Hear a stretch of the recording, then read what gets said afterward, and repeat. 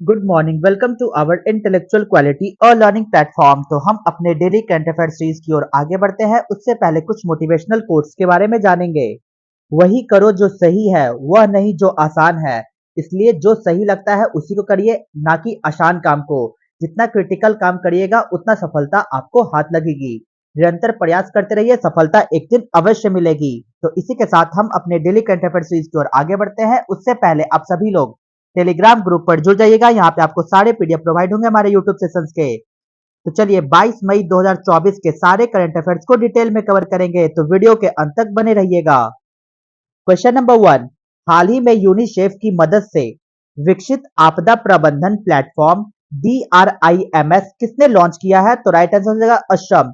असम के द्वारा हाल ही में लॉन्च किया गया डिजास्टर मैनेजमेंट प्लेटफॉर्म DRIMS, जो यूनिसेफ के द्वारा लॉन्च की गई। तो जानते हैं इसके डिटेल पॉइंट्स की ओर।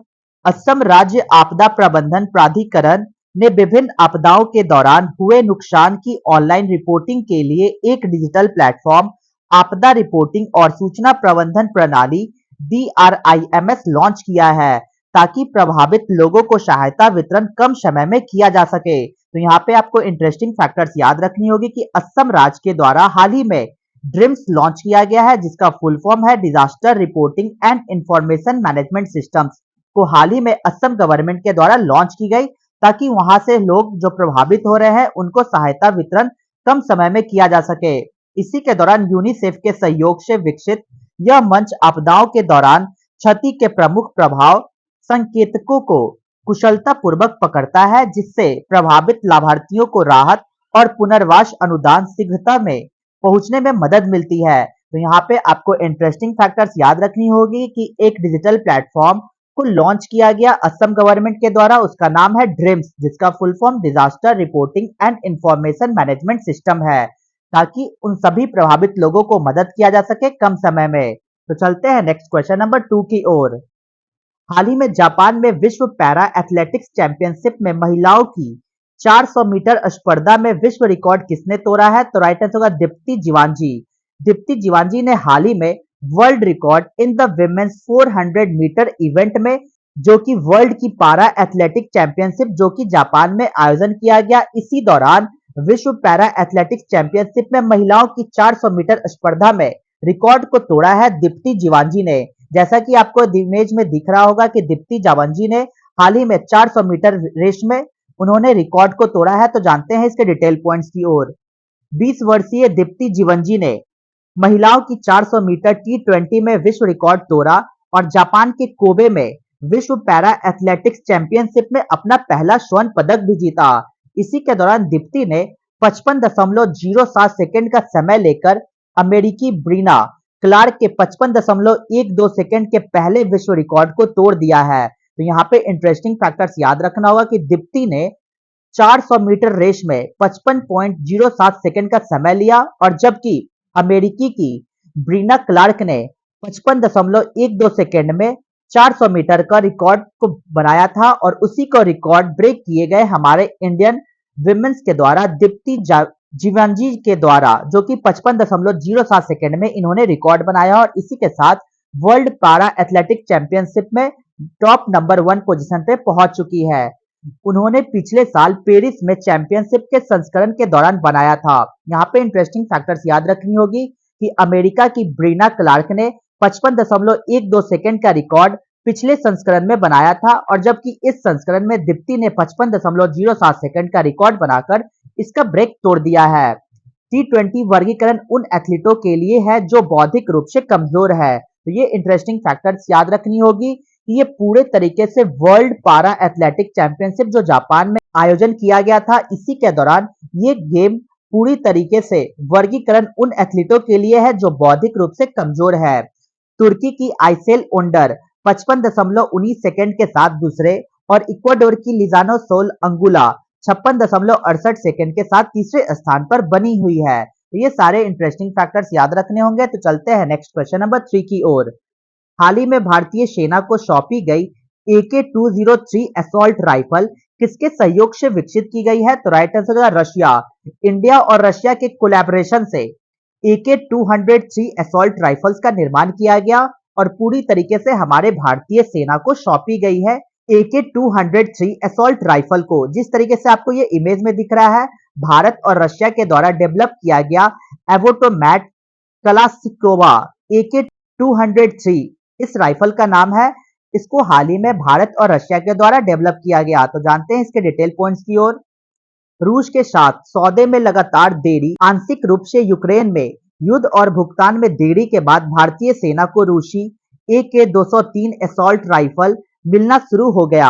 आधिकारिक सूत्रों के अनुसार उत्तर प्रदेश के कोरबा में स्थापित भारत रूस संयुक्त उद्यम द्वारा अब तक 27,000 राइफलें सेना को सौंपी जा चुकी है। अगले 2 सप्ताह में अन्य 8,000 सौंपे जाएंगे और स्वदेशीकरण स्तर लगभग 25% हासिल कर लिया गया। जुलाई 2021 में हस्ताक्षरित 5,000 करोड़ से अधिक के अनुबंध के तहत रूस से प्रौद्योगिकी हस्तांतरण के साथ संयुक्त उद्यम इंडो रूसी राइफल्स प्राइवेट लिमिटेड द्वारा भारत में 6.1 लाख से अधिक AK-203 असॉल्ट राइफल्स का निर्माण किया जाना है।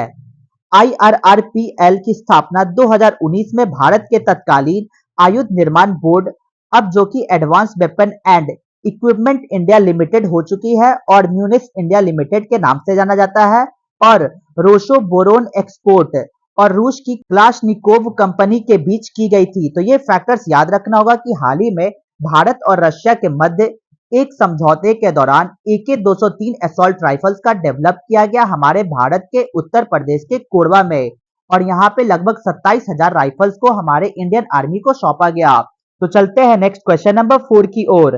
हाल ही में सुप्रीम कोर्ट ने विशेष अदालत के संज्ञान लेने के बाद किस सरकारी संस्था पर गिरफ्तारी की सख्ती पर रोक लगा दी है? तो राइट आंसर हो जाएगा इन्फोर्समेंट डायरेक्टरेट, जिसको शॉर्ट फॉर्म में हम लोग ED भी कहते हैं। हाल ही में सुप्रीम कोर्ट ने एक विशेष अदालत के संज्ञान को लेने के बाद उन्होंने ये बताया कि ED को ये पूरी तरीके से अब शक्ति पर रोक लगा दी जाएगी। जो वो गिरफ्तारी करते थे उसके गिरफ्तारी पर रोक लगा दी जाएगी। तो जानते हैं इसके डिटेल पॉइंट्स के बारे में।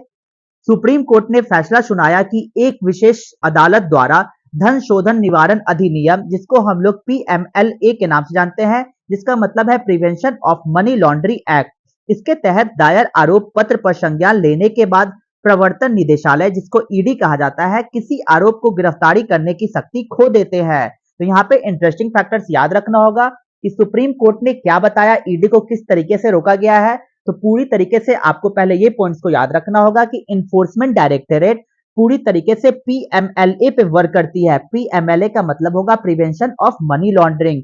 इससे रिलेटेड कोई भी केसेस आती है तो इसका निवारण ED के द्वारा किया जाता है। लेकिन सुप्रीम कोर्ट ने यह बोला कि अगर कोई भी केस हमारे अदालत में आती है, जिसको हम लोग स्पेशल पावर के नाम से जानते हैं, अगर कोई भी केस स्पेशल कोर्ट में आ जाता है, विशेष अदालत में आ जाता है धन शोधन निवारण के लिए, तो उस तरीके से ED का कोई भी हस्तक्षेप नहीं होगा, उस इंसान को कोई भी कार्रवाई नहीं की जाएगी, कोई भी गिरफ्तारी नहीं होगी जब तक सुप्रीम कोर्ट सजा ना सुना दे। इसी के दौरान यह निर्णय PMLA के तहत जांच चरण के दौरान हिरासत में नहीं लिए गए व्यक्तियों को गिरफ्तार करने की ED की शक्ति को महत्वपूर्ण रूप से कम कर देता है, और साथ ही साथ prevention of money laundering act की धारा 4 के तहत दंडनीय अपराध का संज्ञान लेने के बाद विशेष अदालत मामले को अपने हाथ में ले लेती है। और ये भी फैक्टर्स याद रखना होगा कि संज्ञान लेने के बाद ED और धारा 19 में नामित अन्य अधिकारी शिकायत में दिखाए गए आरोपियों की गिरफ्तारी की शक्ति का प्रयोग नहीं कर सकते हैं। और साथ ही साथ न्यायाधीश ASO का और उज्जवल भुइया की पीठ ने यह भी कहा। तो आपको ये फैक्टर्स याद रखना होगा कि 2 बेंच जजेस बैठे थे, एक थे ASO का और दूसरे थे उज्जवल भुयान। इनके केस के मामले में यह समझ में आया कि इन्फोर्समेंट डायरेक्टर के द्वारा अगर कोई भी केस सुप्रीम कोर्ट के स्पेशल कोर्ट पे जाती है तो इन्फोर्समेंट डायरेक्टरेट इसमें हस्तक्षेप नहीं करेंगे। साथ ही साथ आपको यह भी पॉइंट्स याद रखना होगा कि अदालत ने यह भी कहा कि वह ऐसी स्थिति को स्वीकार नहीं कर सकती जहां शिकायत दर्ज करने से पहले आरोपी को गिरफ्तार नहीं किया जाता है, लेकिन शिकायत दर्ज होने के बाद और व्यक्ति ट्रायल कोर्ट के समन के अनुपालन में पेश होता है, उसे हिरासत में ले लिया जाता है और मजबूर किया जाता है। इस तरह की प्रथा भारत के संविधान के अनुच्छेद 21 द्वारा प्रदत्त स्वतंत्रता के अधिकार का उल्लंघन कर सकती है, और इसने स्पष्ट किया कि यदि ED समन के बाद पेश होने वाले किसी आरोप की हिरासत चाहती है तो एजेंसी को विशेष अदालत से हिरासत की अनुमति लेनी होगी। जैसा कि मैंने आपको बताया कि अगर इन्फोर्समेंट डायरेक्टरेट के पास कोई केस जाता है और अगर वही पर्सन अपना केस सुप्रीम कोर्ट के पास सामने रखता है, स्पेशल कोर्ट के पास सामने रखता है, तो ईडी को स्पेशल कोर्ट से मंजूरी लेनी होगी अगर उसको गिरफ्तार करना होगा तो। इसी के साथ मामले में कानूनी सवाल पंजाब और हरियाणा उच्च न्यायालय के उस आदेश से उपजे हैं जिसमें राजस्व अधिकारियों से जुड़े कथित भूमि घोटाले से जुड़ी मनी लॉन्ड्रिंग मामले में कई आरोपियों को गिरफ्तारी से पहले जमानत देने से इनकार कर दिया गया था। तो यहाँ पे इंटरेस्टिंग फैक्टर्स मैंने सारे डिटेल में कवर किए, किस तरीके से सुप्रीम कोर्ट ने इन्फोर्समेंट डायरेक्टरेट की पावर को खारिज किया है, रोका है। तो ये फैक्टर्स याद रखना होगा। तो चलते हैं अपने नेक्स्ट क्वेश्चन नंबर 5 की ओर। हाल ही में पहला विश्व मेट्रोलॉजी दिवस 2024 कब मनाया गया? तो राइट आंसर होगा 20 मई। 20 मई को हम लोग पहली बार फर्स्ट वर्ल्ड मेट्रोलॉजी डे 2024 से शुरुआत किए हैं। पहली मेट्रोलॉजी डे 2024 के रूप में हम लोगों ने 20 मई को शुरू किया है। तो जानते हैं इसके पीछे की वजह। प्रत्येक वर्ष 20 मई को यूनेस्को द्वारा आधिकारिक तौर पर यूनेस्को अंतर्राष्ट्रीय दिवस के रूप में मान्यता दी जाती है और 20 मई को यूनेस्को अंतर्राष्ट्रीय दिवस मनाने के लिए 14 मई 2024 को पेरिस में यूनेस्को मुख्यालय में आयोजित होने वाली लॉन्च कार्यक्रम में इसकी घोषणा की गई कि जिसका विषय था कि हम एक टिकाऊ कल के लिए आज को मापते हैं। तो यहाँ पे इंटरेस्टिंग फैक्टर्स याद रखना होगा कि वर्ल्ड मेट्रोलॉजी डे को यूनेस्को के द्वारा मान्यता दिया गया कि हर वर्ष 20 मई को सेलिब्रेट किया जाएगा और साथ ही साथ आपको इस वर्ष का थीम याद रखना होगा कि इस वर्ष का वर्ल्ड मेट्रोलॉजी डे का थीम क्या है कि we measure today for a sustainable tomorrow. हम एक टिकाऊ कल के लिए आज को मापते हैं। विश्व मेट्रोलॉजी दिवस 2024 का विषय जैसा कि मैंने आपको बताया कि हम आज को एक टिकाऊ कल के लिए मापते हैं, जो हमें यह पता लगाने के लिए प्रोत्साहित करता है कि मेट्रोलॉजी हर दिन हमारे जीवन को बेहतर बनाने में कैसे योगदान देती है। 20 मई 1875 की बात है जब मीटर कन्वेंशन पर हस्ताक्षर के साथ, जिसे कन्वेंशन डू मीटर के रूप में भी जाना जाता है, अंतर्राष्ट्रीय वजन और माप ब्यूरो की स्थापना की गई थी। इसीलिए यूनेस्को के द्वारा यह निर्णय लिया गया कि 20 मई को हम लोग हर वर्ष वर्ल्ड मेट्रोलॉजी डे के रूप में सेलिब्रेट करेंगे। साथ ही साथ यह दिन International Bureau of Weight and Measures और International Organisations of Legal Metrology द्वारा संयुक्त रूप से समर्थित किया गया। तो ये सारे इंटरेस्टिंग फैक्टर्स को याद रखना होगा कि वर्ल्ड मेट्रोलॉजी डे पहली बार हम लोग 20 मई को शुरुआत किए और इसी वर्ष 2024 से वर्ल्ड मेट्रोलॉजी डे मनाने के लिए यूनेस्को के द्वारा पूर्ण रूप से मंजूरी दे दी गई है। तो ये सारे फैक्टर्स याद रखने होंगे। तो चलते हैं नेक्स्ट क्वेश्चन नंबर 6 की ओर। वित्त वर्ष 2024 में पीएसयू बैंकों में सबसे अधिक व्यवसाय वृद्धि किसने हासिल की? तो राइट आंसर है bank of Maharashtra. Bank of Maharashtra ने अभी हाल ही में highest business growth among PSU bank में फाइनेंशियल ईयर 2024 में उन्होंने अधिक व्यवसाय वृद्धि को दर्ज किया है। तो जानते हैं इसके डिटेल पॉइंट्स की ओर। सार्वजनिक क्षेत्रों के बैंकों में बैंक ऑफ महाराष्ट्र शीर्ष प्रदर्शनकर्ता के रूप में उभरा है, जिसने कुल कारोबार और जमा में प्रभावशाली वृद्धि देखी। कुल व्यापार में 15.94% की वृद्धि और जमा में 15.66% की वृद्धि के साथ इसने भारतीय स्टेट बैंक जैसे प्रतिस्पर्धाओं को पीछे छोड़ दिया। साथ ही साथ 15.94% की वृद्धि दर के साथ बीओएम बैंक ऑफ महाराष्ट्र ने भारतीय स्टेट बैंक को पीछे छोड़ दिया, जिसने 13.12% की वृद्धि दर्ज की। और हालांकि एसबीआई का कुल कारोबार बैंक ऑफ महाराष्ट्र से लगभग 16.7 गुना अधिक है, उसके बावजूद बैंक ऑफ महाराष्ट्र ने स्टेट बैंक ऑफ इंडिया को सप्रेस कर दिया, जो कि बैंक ऑफ महाराष्ट्र के 4,74,411 करोड़ रुपए की तुलना में 79,52,784 करोड़ रुपए है। तो ये सारे फैक्टर्स याद रखना होगा कि किस तरीके से बैंक ऑफ महाराष्ट्र ने स्टेट बैंक ऑफ इंडिया को पीछे छोड़ दिया। तो चलते हैं नेक्स्ट क्वेश्चन नंबर 7 की ओर। हाल ही में किस देश के राष्ट्रपति की हेलीकॉप्टर दुर्घटना में मृत्यु हो गई? तो राइट आंसर हो जाएगा ईरान। ईरान के प्रेसिडेंट की हेलीकॉप्टर दुर्घटना से मृत्यु हो गई। तो जानते हैं इनके डिटेल पॉइंट्स की ओर। ईरान के राष्ट्रपति इब्राहिम राइसी और विदेश मंत्री हुसैन अमीर अब्दुल्लाहिन और उनके साथ आए अधिकारियों के एक समूह की उत्तर पश्चिमी ईरान में एक हेलीकॉप्टर दुर्घटना में मौत हो गई, जबकि आईआरएनए न्यूज एजेंसी ने ईरानी रेड क्रिसेंट सोसाइटी के अध्यक्ष के हवाले से कहा कि हेलीकॉप्टर का मलबा मिल गया है और दुर्घटना स्थल पर जीवन का कोई भी निशान नहीं मिला। तो यहाँ पे आपको एक इंटरेस्टिंग फैक्टर्स याद रखना होगा कि बहुत ही इंटरेस्टिंग न्यूज है कि ईरान के राष्ट्रपति जिनका नाम है इब्राहिम राइसी और उनके विदेश मंत्री हुसैन अमीर अब्दुल्लाहिन का हाल ही में हेलीकॉप्टर दुर्घटना से मौत हो गई और इसका पता लगाया गया IRNA न्यूज एजेंसी के द्वारा कि वहां पे जहां पे एक्सीडेंट हुआ उस साइड पर वहां पे हेलीकॉप्टर के मलबे मिले, परंतु उनके डेड बॉडी का कोई भी नामो निशान नहीं मिला और इन्हें मृत घोषित कर दिया गया है। देश के उत्तर में घने कोहरे के कारण कठिनाइयों का सामना करने के बाद 19 मई 2024 को हेलीकॉप्टर की हार्ड लैंडिंग हुई और साथ ही साथ राष्ट्रपति रईसी अजरबैजान की यात्रा के बाद वापस ईरान जा रहे थे, तभी उनका हेलीकॉप्टर दुर्घटनाग्रस्त हो गया।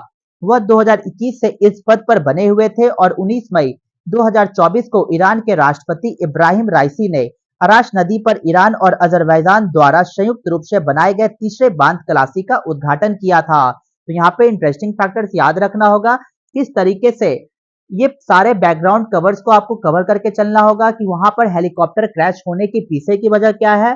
तो आपको यहाँ पे पॉइंट्स याद रखना होगा कि राष्ट्रपति रईसी ने अजरबैजान की यात्रा के बाद वहां से वापस आ रहे थे, तभी उनकी हेलीकॉप्टर से दुर्घटनाग्रस्त हो गई। तो जानते हैं अपने नेक्स्ट क्वेश्चन नंबर 8 की ओर। हाल ही में इटालियन ओपन महिला एकल का खिताब किसने जीता? तो राइट आंसर हो जाएगा ईगा स्विएटेक। ईगा स्विएटेक ने हाल ही में Italian open women's single title का खिताब अपने नाम किया। तो जानते हैं इसके डिटेल पॉइंट्स की ओर।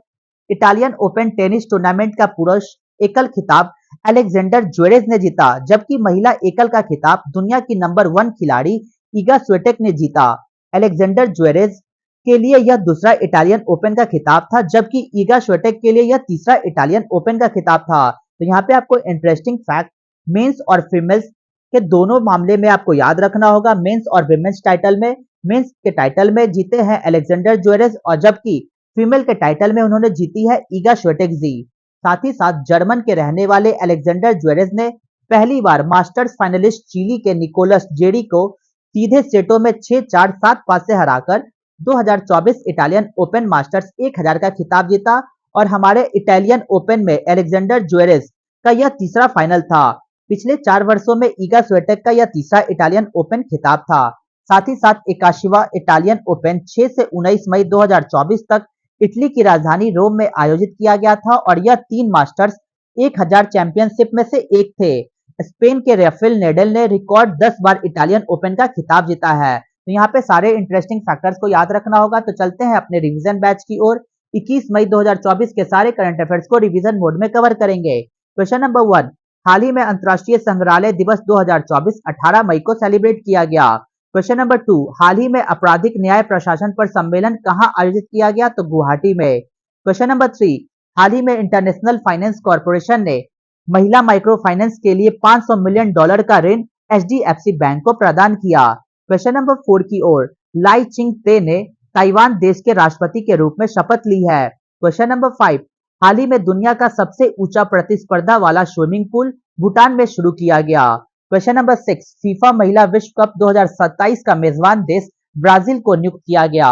क्वेश्चन नंबर 7 की ओर, हाल ही में भारत सरकार ने भारत मध्य पूर्व यूरोप आर्थिक गलियारे पर पहले दौरा की वार्ता UAE के साथ की है। क्वेश्चन नंबर 8, हाल ही में नीदरलैंड में जियो स्पेशल वर्ल्ड फोरम लीडरशिप पुरस्कार से इन स्पेस को सम्मानित किया गया। तो चलते हैं अपने क्वेश्चन ऑफ द डे की ओर। तो आज का हमारा क्वेश्चन क्या है? Which of the following is the SI unit of density? निम्नलिखित में से कौन घनत्व की SI इकाई है? ऑप्शन ए मीटर पर मीटर स्क्वायर, पर मीटर क्यूब, केजी पर मीटर स्क्वायर या केजी पर मीटर क्यूब। तो आपको आंसर कमेंट बॉक्स में देना होगा। तो यहां तक वीडियो को देखने के लिए thank you so much guys.